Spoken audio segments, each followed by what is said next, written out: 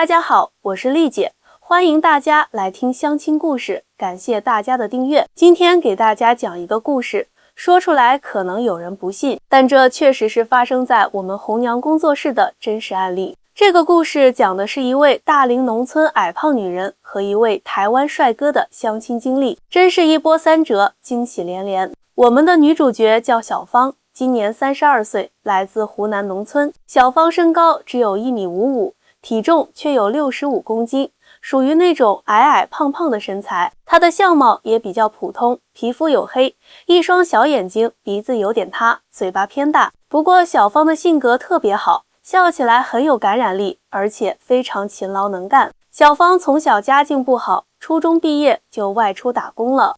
这么多年来，她一直在沿海城市的工厂里当普工，靠着勤劳和节俭，竟然存下了20多万元。虽然在大城市买不了房，但在她老家的县城已经能付个首付了。小芳打工这么多年，一直没有时间谈恋爱，眼看着30岁的大关都过了，家里老人天天催她找对象。无奈之下，小芳抱着试一试的心态来到了我们的红娘工作室。第一次见面，小芳就坦诚地告诉我，丽姐，我条件不好，又矮又胖，长得也不漂亮，但我特别能干，会做一手好菜，对老公肯定100%忠诚。我不要求男方多帅多有钱，只要人老实，不打人不骂人，能相互尊重就行。哎呀妈呀，听了这番话，我心里真是五味杂陈。要知道，现在的男人择偶都讲究白又瘦，市场行情就是这样。我的工作经验告诉我，像小芳这样的条件，在内地男性市场上确实比较难匹配。就在我有点为难之际，忽然想起最近有位台湾客户委托我们寻找对象，他叫阿伟，今年35岁，是台湾桃园人，在大陆开了家小型进出口贸易公司。阿伟长得可真是一表人才，身高1.82米，体格健壮，皮肤白皙，五官立体，怎么看都是那种女生会回头多看2眼的帅哥。可能大家会奇怪，这么优质的男生为什么还单身？其实阿伟告诉我，他在台湾的相亲市场遇到了不少困难。现在台湾年轻人普遍晚婚，女生追求事业和自我发展，婚恋观念与大陆有很大不同。台湾女孩子普遍独立意识强，对另一半的经济条件要求高。而阿伟虽然事业小有成就，但在台北那样的大城市买房还是有压力的。更重要的是，阿伟认为台湾女生大多过于精明，总是问东问西，好像在面试一样，让他感觉不到真情实感。他向往的是那种传统一点、温柔体贴的女孩，能够一起生活、一起奋斗的伴侣。想到这里，我灵光一闪，小芳虽然条件一般，但她勤劳朴实的品质恰恰是阿伟所欣赏的。虽然这2人看起来八竿子打不着，但说不定真有可能呢。反正我们做红娘的就是要有创新精神，不能只按常规思路走。当我把这个想法告诉小芳时，小芳先是惊讶的目瞪口呆，然后连连摆手，哎呀，丽姐，你别开玩笑了，我这样的条件怎么配得上台湾帅哥啊？而且台湾那边的男生不是都喜欢那种娇小玲珑、皮肤白嫩的女生吗？我这黑不溜秋的样子，人家肯定一眼就拒绝了。别急着否定自己嘛。我笑着说，这个阿伟不一样，他可不是以貌取人的人。再说了，两岸婚恋观念有差异，但真心相待是共通的。经过我的再三劝说，小芳终于同意见一面，但她提出了一个奇怪的要求，丽姐，我想测试一下这个台湾男生的品性，我要假装自己很势利，见面就提各种物质条件，看看他会不会翻脸。我当时就愣住了，啊？这样好吗？万一人家真的被你吓跑了怎么办？小芳坚持己见，没关系，如果他因为这个就走了，说明也不是真心找对象的。我宁愿错过，也不想嫁给一个只看重外表或者图我什么的人。看他态度坚决，我只好答应了，但心里还是直打鼓，这场相亲恐怕要以失败告终啊。第2天，我安排小芳和阿伟在一家茶馆见面。小芳特意打扮了一番，但说实话，效果不太明显。相比之下，阿伟一身得体的休闲装，再加上阳光帅气的外表，简直像从偶像剧里走出来的男主角。茶馆里其他女顾客都忍不住偷瞄阿伟，这反差也太明显了吧。然而让我惊讶的是，阿伟对小芳的态度特别友好，完全没有因为她的外表而流露出任何不耐烦或失望的表情。见面寒暄后，小芳立刻开始了她的表演。阿伟先生，我想先问一下，你在台湾和大陆各有几套房产？小芳开门见山地问道。阿伟明显愣了一下，但很快就回答说，在台湾有一套小公寓，在大陆目前是租房住。啊，只有一套啊？小芳皱起眉头，一脸嫌弃。那车子呢？总得有辆豪车吧？阿伟笑了笑，我开的是普通的日系车，够用就好。我在旁边听得汗都下来了，心想这下完了，阿伟肯定觉得小芳太势利了。没想到小芳继续加码，这可不行啊！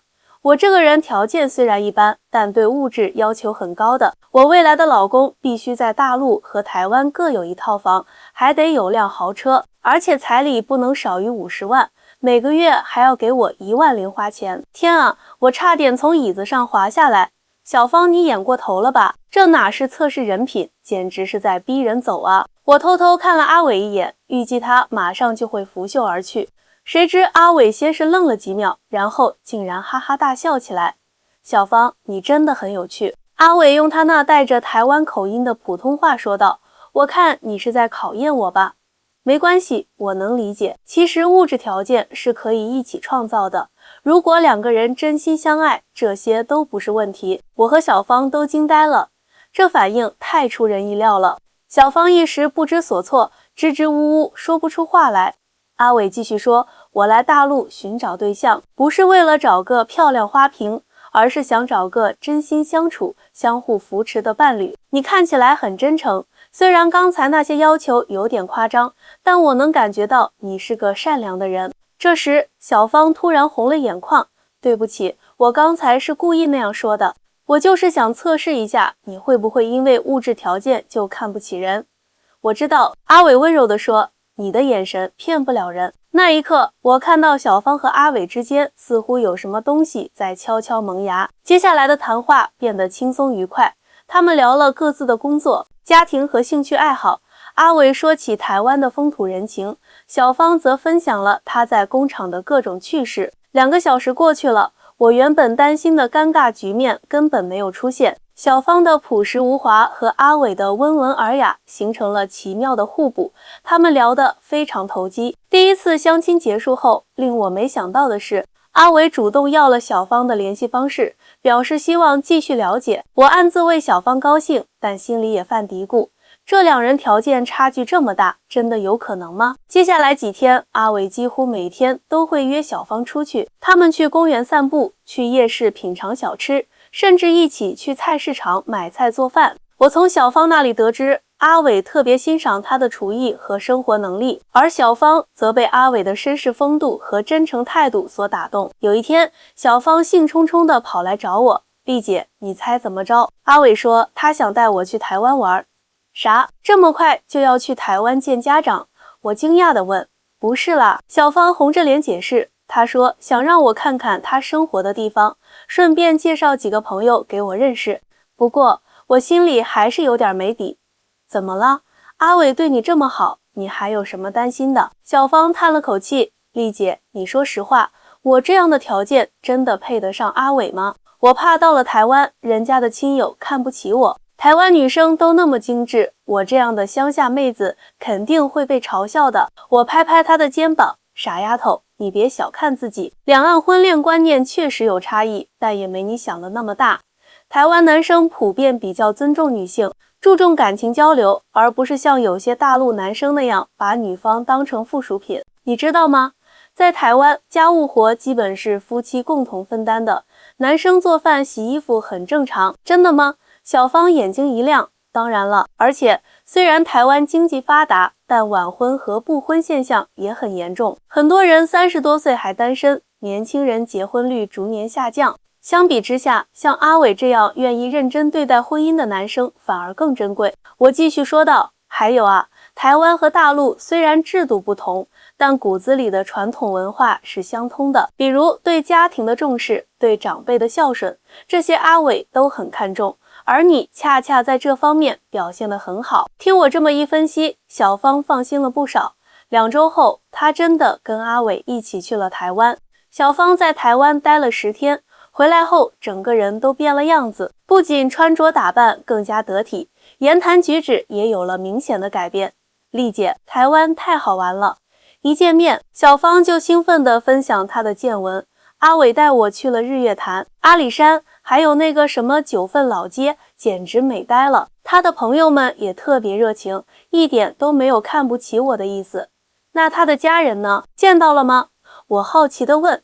见了，他妈妈人超好的，第1天就教我做台湾卤肉饭和珍珠奶茶。小芳笑得合不拢嘴。不过他爸爸一开始对我有点保留，可能是因为我是大陆人吧。但后来我用湖南话跟他聊天，他特别惊讶，原来他年轻时在湖南住过几年。从那以后，老人家对我态度就变得很亲切了。听着小芳的描述，我不禁感慨，两岸虽有隔阂，但血浓于水的文化纽带却始终存在。小芳还告诉我，在台湾，她发现了大陆和台湾婚恋观念的一些不同之处。台湾那边很多家庭男女主外主内的界限不是很明显。阿伟的爸爸每天早上都会给妈妈做早餐，周末还包揽所有家务。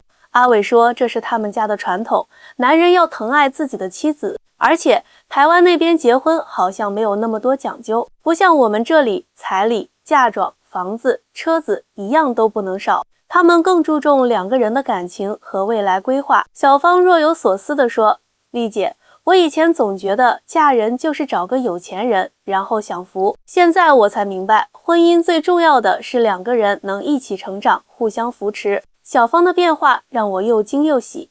短短10天，她的思想竟然发生了如此巨大的转变。而更让我意外的是，阿伟随后也来找我，说他已经决定要和小芳结婚。丽姐，我知道我这决定可能让很多人觉得奇怪。阿伟坦言，按照常规眼光看，小芳的条件确实不算出色，但我在台湾交往过的女生，虽然外表光鲜亮丽，但缺乏那种踏实感。小芳不一样，她真诚、善良、勤劳，对生活充满热情。我和她在一起特别踏实，像找到了家的感觉。阿伟告诉我，在台湾社会，很多女性追求独立自主，婚后仍然希望保持个人空间和发展，这本身没错，但他个人更向往传统一点的家庭模式，希望有个温暖的家，有孩子的欢笑声，而小芳恰恰符合他的期待。而且小芳虽然来自农村，但她特别聪明，适应能力超强。在台湾短短几天，她就能和我妈妈一起做台式料理，还学会了几句闽南语问候语，把我全家人都逗乐了。我相信她到台湾后一定能很快融入当地生活。听了阿伟的心里话，我不由得感慨万分。在当今这个看脸看物质的时代，还有人能如此看重内在品质，实在难得。2个月后，阿伟正式向小芳求婚了。他没有搞什么豪华仪式，而是带着小芳回到他的老家，在他父母面前单膝跪地，用不太流利的湖南话说：“叔叔阿姨，我想请你们把小芳交给我，我保证会用一生去爱护她，让她幸福。”小芳的父母激动得老泪纵横，他们做梦也没想到自己的女儿能嫁给这么优秀的台湾女婿。婚礼定在半年后，阿伟尊重小芳的意愿，同意在大陆办一场中式婚礼，然后再去台湾举行一场西式婚礼。关于彩礼，阿伟直接表示，我全部家当都给小芳。不过让所有人都没想到的是，小芳却拒绝了高额彩礼。我不需要这些，我只希望我们2个人好好生活，互相扶持。这一幕把阿伟感动得热泪盈眶，他紧紧抱住小芳说，我果然没看错人。婚前，阿伟特地带小芳去了趟上海，帮她挑选了一整套适合台湾生活的衣物，还请造型师给她做了全面的形象改造。小芳剪了一个精致的短发，学会了基础的妆容，整个人焕然一新。虽然体型还是有点胖，但气质确实提升了不少。小芳结婚这天，我作为红娘特地去参加了婚礼。说真的，当我看到穿着白色婚纱的小芳，差点认不出来。虽然她身材依然偏胖，但经过专业造型师的打扮，气质完全不同了。她脸上洋溢着幸福的光芒，整个人都在发光。婚礼上，阿伟深情地讲述了他们的爱情故事。很多人问我为什么会爱上小芳，其实答案很简单，因为她有着最真诚的心。在台湾，我遇到过很多看起来完美的女孩，但她们心里总隔着一层面纱，让人捉摸不透。而小芳不同，她就像一本打开的书，所有情感都写在脸上。她的笑容是真的开心，她的关心是真的在乎。这种真实是我在其他人身上很少感受到的。我知道外人看我们可能会觉得不般配，但爱情从来不是靠外表来衡量的。小芳教会了我什么是真正的勤劳和坚韧，她的乐观让我明白生活中的困难都不算什么。我能想象出我们未来的生活会充满欢笑和温暖，这就足够了。听着阿伟的话，现场很多女宾客都感动得哭了，我心里也是百感交集。做了这么多年红娘，见证过无数对男女的结合，但像小芳和阿伟这样的确实少见。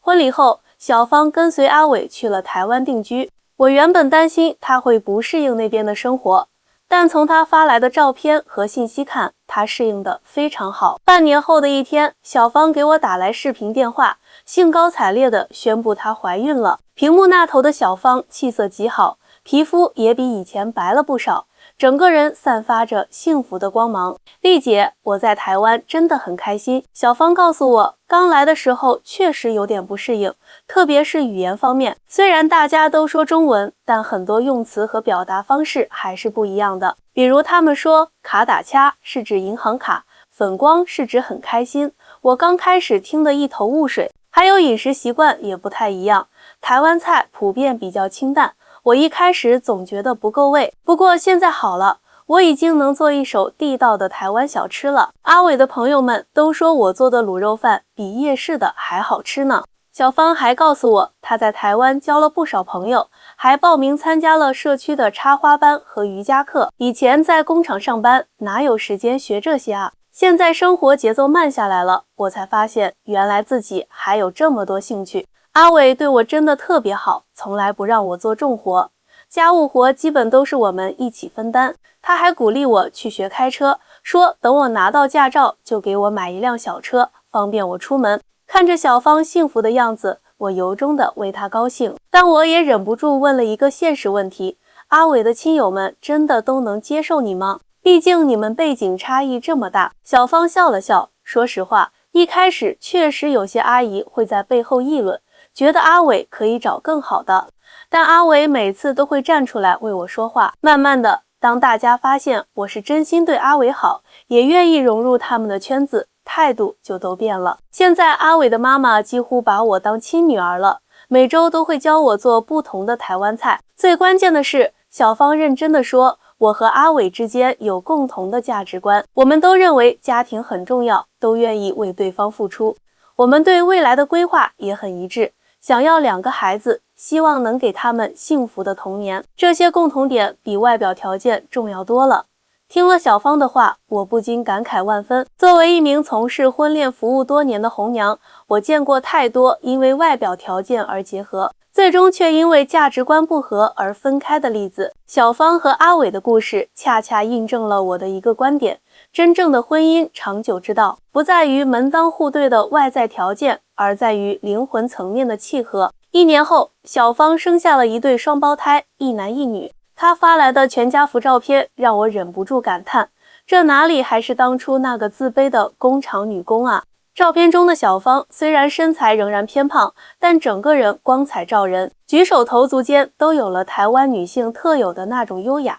丽姐，我现在终于明白了。小芳在信中写道，幸福不是靠嫁给一个有钱人，而是找到一个欣赏你、尊重你、愿意和你一起成长的人。